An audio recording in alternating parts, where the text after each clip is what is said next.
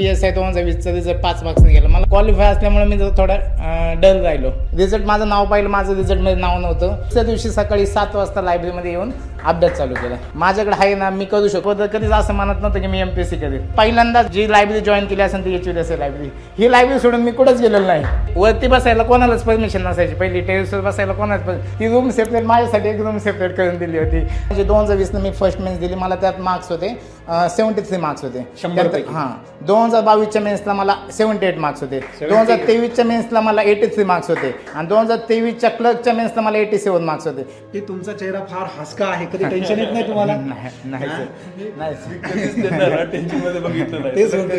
म्हणजे खूप मोठ्या वेटिंग पिरियड नंतर रिझल्ट लागलेला आहे फायनल. आणि महाराष्ट्रातून प्रशांत दांगट जे आपल्या HVDSA स्पर्धा परीक्षा केंद्राचे धडाडीचे आणि एकदम ॲग्रेसिव्ह आणि मन लावून अभ्यास करणारे असे विद्यार्थी आहेत. त्यांनी आज महाराष्ट्रामध्ये 6व्या क्रमांकाने उत्तीर्ण झाले. त्याबद्दल प्रथमतः मी टाळ्या वाजवून तुमचं खूप खूप अभिनंदन करतो.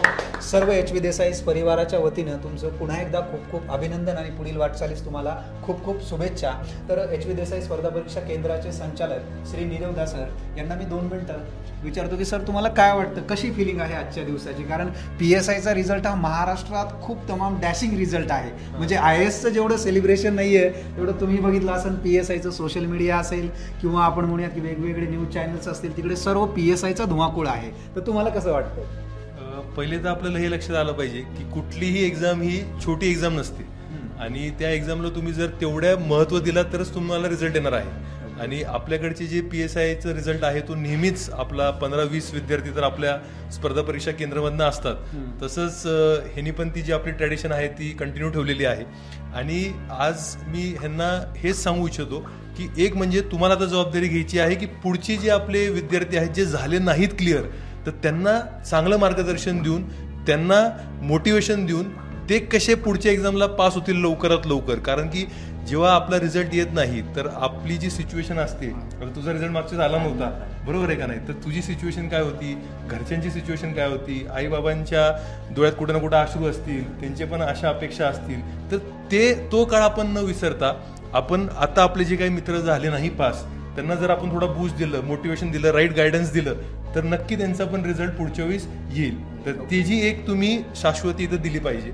आणि दुसरी गोष्ट की आपल्याला फक्त अधिकारी नाही बनायचं, तर अधिकारी कसं बनायचं आहे, स्वच्छ आणि कार्यक्षम.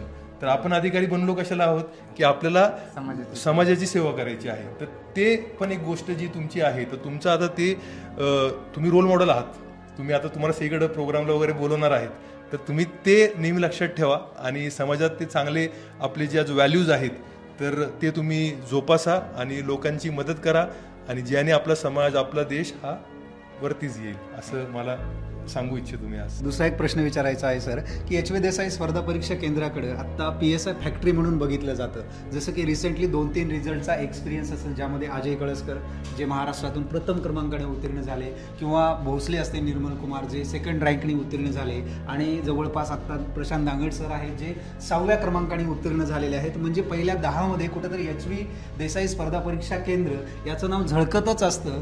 तर त्याबद्दल तुम्हाला काय, म्हणजे इंटरनली सॅटिस्फॅक्शन किंवा विद्यार्थ्यांना असं देण्यासारखा काय संदेश आहे? नाही, विद्यार्थ्यांना तो संदेश आहे की फक्त तुम्ही हे व्हिडिओज बघून बिलकुल पण स्पर्धा परीक्षेकडे येऊ नका. ह्याच्यामध्ये भरपूर मेहनत आहे. मी प्रशांतची मेहनत बघितलेली आहे आणि तो हसता हसता ती मेहनत केलेली आहे. तुम्हाला जर 10 ते 12 तास अभ्यास करण्याची तुमच्यामध्ये जर कुवत असेल, तुमची जर मनाची तयारी असेल, मानसिक आणि शारीरिक तयारी असेल, तरच इकडे या. आणि अभ्यास नंतर पण तुमचा जो जॉब आहे तो सोपा नाहीये. तर फक्त रील, मोटिवेशन व्हिडिओ बघून बिलकुल येऊ नका. HVDSA स्पर्धा परीक्षा केंद्रामध्ये एक गोष्ट चांगली काय आहे, फॅक्टरी का झालेली आहे, कारण की हेच लोक आता पुढची पिढी घडवणार आहेत आणि इकोसिस्टम झालेली आहे. आता जो इथं अभ्यास करायला येणार तर त्याला माहिती इथं प्रशांत दांगट बसायचं, त्याला एक पिअर प्रेशर राहते दुसरं की बाबा हा कसा अभ्यास करायचा, हा मोबाईल करायचा का, हा सकाळी 6 वाजता लायब्ररीत यायचा का, 6:30ला लायब्ररीत यायचा का. तर ह्याच्यामुळे जे एन्व्हायरमेंट आहे त्याच्यामुळे ऑटोमॅटिकली पोरं पास होणार आहेत आणि आपला रिझल्ट चांगला येणार आहे.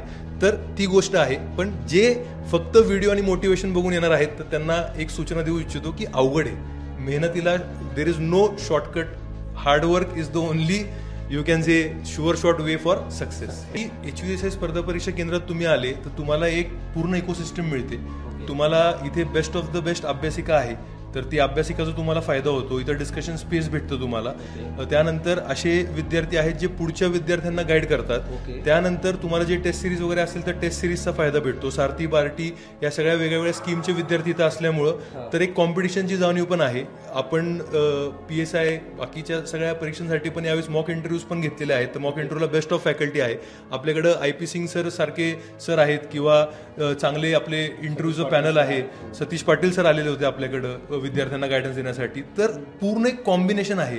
आपलं जे पुन्हा गुजराती केळवणी मंडळ हे ट्रस्ट आहे तर त्यांचं एकच विजन आहे की विद्यार्थ्यांना जे पाहिजे ते त्यांना पुरवा आणि जास्तीत जास्त अधिकारी आपल्या या बिल्डिंगमधनं घडले पाहिजे. आणि जसं मी सकाळी पण सांगितलं की आता या सेंटरमधनं right from IAS, foreign service, IPS ते क्लर्क लेवलला, PSI, STI, ASO, राज्यसेवामध्ये सगळ्या लेवलला आज फक्त महाराष्ट्रात नाही, देशात नाही तर आपल्या पूर्ण जगात आपले अधिकारी HVDSA स्पर्धा परीक्षाचे आहेत. आणि ह्याच्यामागे खरं यश जे आहे ते फक्त आणि फक्त मी म्हणेल की विद्यार्थ्यांचं आहे. आणि विद्यार्थ्यांमुळं हे यश येत आहे, त्यांची मेहनत आहे. आपण त्यांना सपोर्ट फक्त देत आहोत असं आहे. आता आपण जस्ट बोलूयात IP सिंग सर. धन्यवाद. सगळ्यात पहिले मी प्रशांतचा हार्दिक अभिनंदन करतो की इतकी मेहनत करून, इतकी कष्ट करून महाराष्ट्रात 6वा रँक आणलं म्हणजे it is not a mean thing. जसं मागच्या वेळी मनू बाकेरनी सिओल ऑलिम्पिकचा लॉस झाला होता आणि इथं त्यांनी इतकं मोठं कामगिरी केली, तसं यांनी केलेलं आहे. खूप छान. आणि याच्यामुळे आणखी जी आपली मुलं घरी बसून अभ्यास करताय किंवा दुसरीकडे अभ्यास करताय आणि त्यांना असं वाटतं की आपल्या हातून यश हुलकावणी देतोय, तर फेल्युअर इज नेव्हर फायनल. आपल्याला नेहमी लढायचा असतो आणि लढल्यानंतरच आपल्याला नंतर विजयाची पताका पुढं फडकवता येणं शक्य आहे. मी सगळ्यांना म्हणणार की गिव्ह युअर बेस्ट. आणि हे अप अँड डाऊन हे आयुष्याचा पार्ट आहे. कारण की आपला हार्टबीट जरा स्ट्रेट झाला तर आपण मरून जाणार. हार्टबीट कसं वरती खाली असतो तसं आपल्याला आयुष्यात सुद्धा असं वरती आणि खाली खूप आपले अनुभव येत असणार आहे.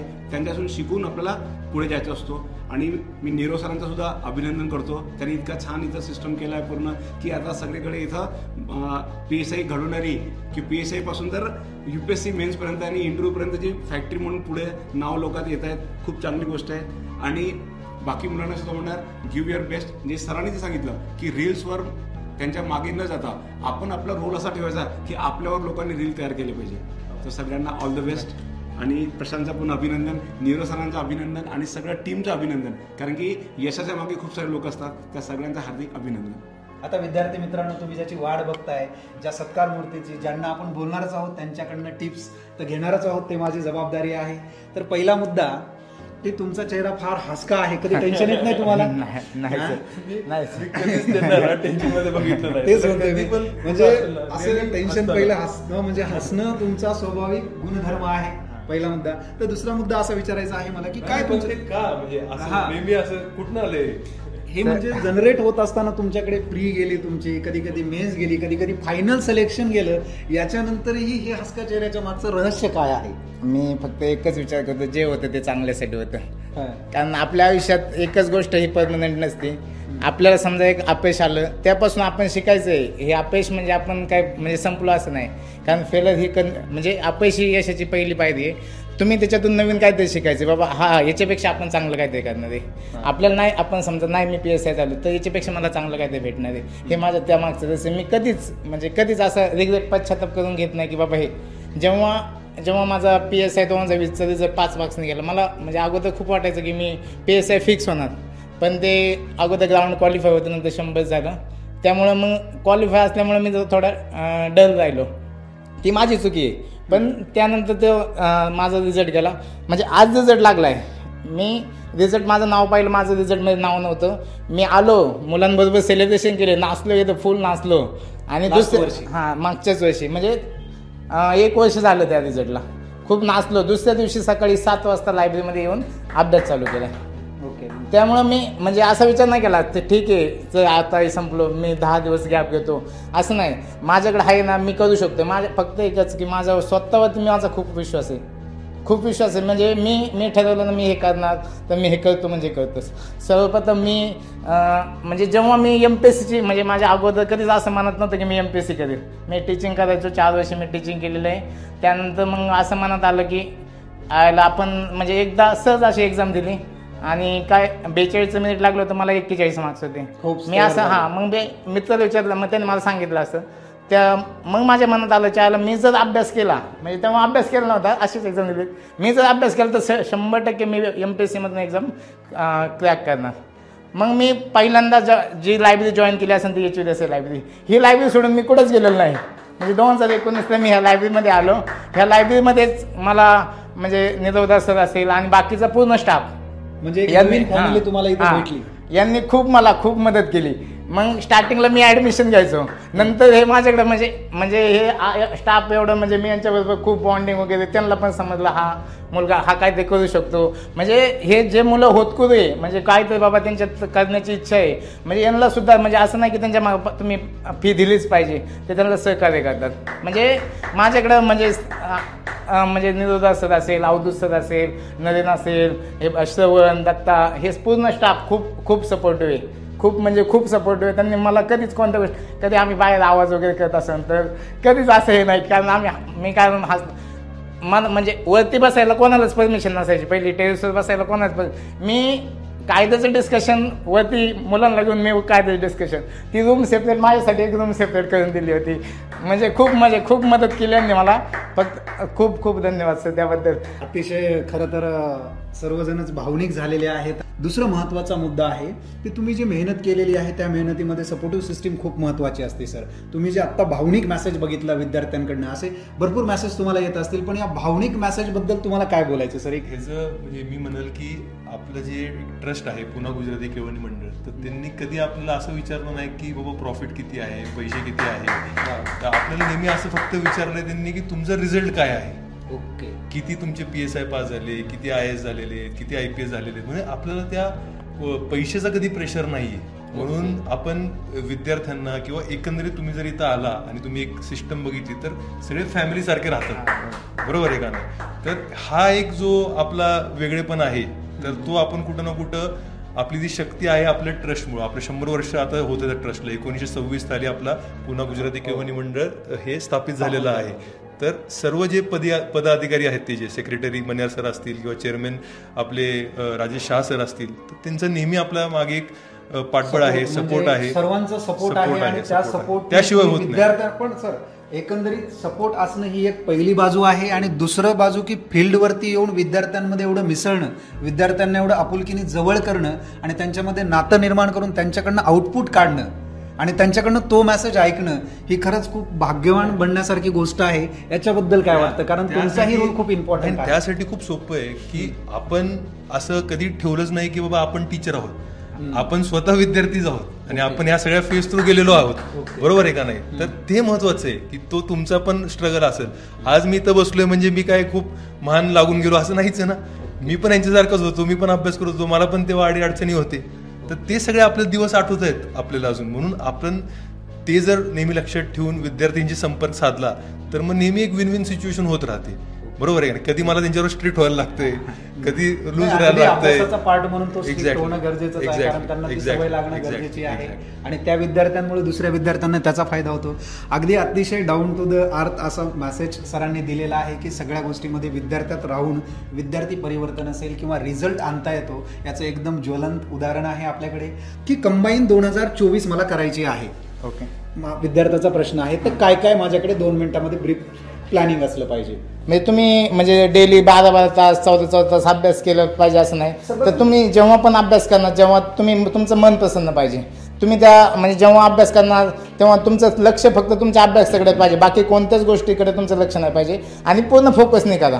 म्हणजे फोकस फर्स्ट इम्पॉर्टंट आहे. दुसरा इम्पॉर्टंट मला सांगा सर, 1 बाय 1 आपल्याला प्रश्न घ्यायचा आहे. दुसरा इम्पॉर्टंट सांगा, मटेरियल किती असलं पाहिजे? भले भरपूर बुक घेणारे सुद्धा विद्यार्थी आहेत, 10 बुक मध्ये पास होणारे सुद्धा आहेत, 2 बुक मध्ये सुद्धा पास होणारे विद्यार्थी आहेत. तर बुक बद्दल सांगा एक ज्वलंत उदाहरण की किती बुक लागतील बुक म्हणजे पास करायचं? एमपीएससी म्हणजे जे तुम्ही रेफरन्स बुक वापरणार त्याच्यातलं माझं मत असं, मी कारण मी जसा अभ्यास केला मी काय केलं, एकच बुक रेफर केलं. एकच बुक, एका विषयाला एक बुक्स आणि नोट्स त्याच्या संबंधित त्याच्या काही असन त्या मायक्रो नोट्स, म्हणजे जे पुस्तक आहे का तेच मी त्या विषयाचं पुस्तक व्यवस्थित रिपीट रिव्हिजन. कारण 2 नंबरचं मी पॉईंट सांगतो की रिव्हिजन हे बेटर दॅन, सगळ्यात महत्त्वाची असते ती रिव्हिजन. जेवढे तुम्ही रिव्हिजन करणार तेवढे तुम्ही त्याच्यामध्ये. मला एक दुसरा प्रश्न अतिशय महत्त्वाचा विचारायचा आहे की प्री मेन्स आणि इंटरव्ह्यू, फक्त PSI साठी इंटरव्ह्यू आहे, बाकी टायपिंगचं आपण थोडंसं बाजूला ठेवूयात.